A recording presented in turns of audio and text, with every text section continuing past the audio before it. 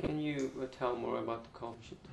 Right. An important aspect of religion is a call for prayer when everyone are allowed to say their prayers, and that is done publicly. You hear the call, and it rings out. It gets your attention. At that moment, people do pray. I not only did I observe that in Turkey, but also in Kano, in Nigeria, and other parts, where the whole world stopped so people could take time to pray during the call for prayer. And that brings discipline to society. They realize that there's a higher calling, higher being that they must pay homage and respect to. And that brings about a more disciplined society, and it's very good. And I think that is something they should not be ashamed of or try to get rid of. Always hold on to the call for prayer. With a lot of different civilizations, the Romans, Greek, Persians, Mongolians, etc. What was the overall impression that it's being left on you? What do you feel? Well, Turkey is a place where the East meets the West. It's a blend. They come together. They have a chance to understand the different cultures that the people bring to the table. And more understanding you have of one's culture, the more peace you're going to have in the world and in society. And Turkey can be looked at as a big experiment in terms of what can happen if people sit down and really try to understand the cultures of others and respect those cultures and look at those differences as being strength. Diversity is a strength of any nation, of any country, and that diversity is something that can be built on. And Turkey can be viewed as the proper place to look at that, so you can foster that development even further. So, your impressions about Turkey, Turkish culture, what was the change? Like, did you think of there was more hope for world peace after seeing Turkey? I was very comfortable traveling around Turkey. One thing that was very clear is that they do respect other religions. Although the Islamic faith is the dominant faith in Turkey, there are very important religious symbols that are preserved in Turkey. Had a chance to trace the steps of Apostle Paul, and those places where he preached are preserved. Had a chance to visit the home of the Virgin Mary, the last home of the Virgin Mary, and that is a very large tourist attraction that has been preserved in Turkey. Had a chance to visit other areas, early churches, caves where Christians worshipped in because of the early days of their religion, and those areas are also preserved. And that showed me once again that Islam is a religion that tries to respect other views, other religions, accept prophets that they deem common.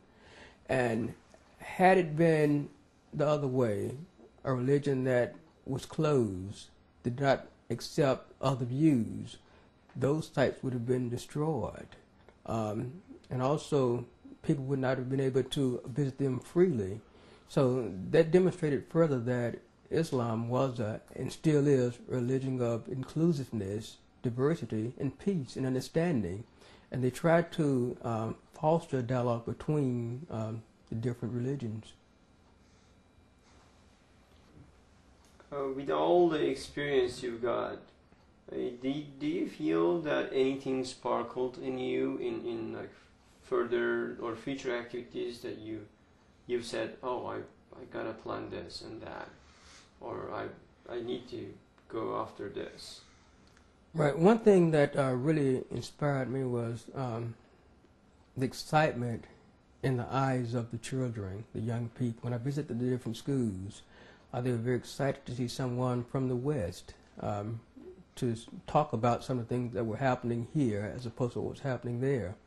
One thing that I would like to do in the future is to build a bridge between the students in Turkey, some of the schools I met over there, and some of the schools over here, and have an exchange between their students and our students, because that would further build up dialogue between the East and the West, and also allow our children to get to know each other, because the future of the world will have been in their hands, and we can start dialogue at that stage. It's going to make even a better world, understanding their culture, they're understanding this culture, so they can flourish together.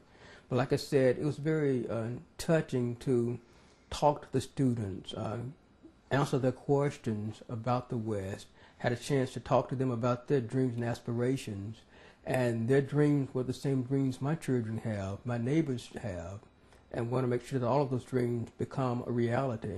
So that is one thing that I want to work toward doing in the future, working to make sure their dreams become a reality. Would you consider going back to Turkey, or would you advise it to your colleagues and friends? I would welcome the opportunity to go back to Turkey, and also to take some of my other colleagues, policymakers, so they can see firsthand. Because if you notice, the Western media tries very hard to broadcast world events, but they focus on negative world events. There are positive things that are happening in countries around the world, Turkey being one of them. Only way to get that story out is to go and see firsthand and come back and share that information with organizations, civic organizations, religious organizations, and also people in the communities. So one way you could do that is by taking delegations over, then bringing them back and letting them share information of what they saw with their colleagues and people within their circle of influence. So yes, I would love to go back and be able to have further dialogue with the people of Turkey, different families, and also different students, different schools, because that's very healthy in terms of bringing. Thank you. This was the first part, and would you like to move forward to this? We could move on.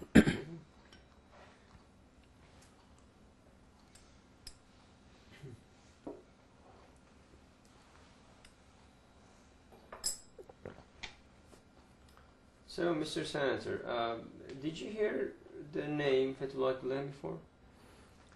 I heard, but I have not up until my trip to Turkey had a chance to study him a bit more.